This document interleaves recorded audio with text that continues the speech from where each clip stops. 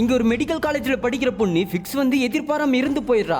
அப்ப மார்ச்ல வேலை பார்க்குற ஒருத்த அதே காலேஜ்ல படிக்கிற திலீப்ன்ற பையனை கூப்பிட்டு, உனக்கு இந்த பொண்ணை பிடிக்குன்னு எனக்கும் தெரியும், இப்ப நீ இந்த பொண்ணை என்ன வேணாலும் செய்யலாம், உன்னை தடுக்க யாருமே இல்ல சொல்லிட்டு கொஞ்சம் சரக்கி வச்சுட்டு போயிடறான். இந்த சைக்கோ பையன் அந்த சரக்கு மொத்தத்தையும் குடிச்சிட்டு டெட் பாடின்னு கூட பார்க்காம அந்த பொண்ணு கிட்ட தப்பா நடந்துகிட்டு இருக்கான். ஏதோ சவுண்ட் கேக்குதுன்னு அந்த பொண்ணோட ஃப்ரெண்டு அங்க வந்து நடக்கிறத பார்த்து மிரண்டு போயிடுறா. உடனே இவனை பத்தி மேனேஜ்மெண்ட்ல சொல்லி காலேஜ் விட்டு தூக்கிடுறாங்க. இதுக்கப்புறம் இந்த மாதிரி பண்றது இவனுக்கு பிடிச்சு போய் விபச்சாரம் பண்ற பெண்களை காசு கொடுத்து கூட்டிட்டு வந்து அவங்கள கொலை பண்ணி அவங்க டெட் பாடி கூட ஒன்னா இருக்கான். இந்த பக்கம் பார்த்தா ஹீரோயின் குடும்ப கஷ்டத்தினால ப்ராஸ்டியூட் பண்ண வந்து இந்த சைக்கோ கிட்ட மாட்டிக்கிறா. அவன் வீட்டுல ஒரு பொண்ணோட கட்ட விரல் இருக்கிறத பார்த்து பயந்து போய் உடனே போலீஸ் கிட்ட இன்ஃபார்ம் பண்றா.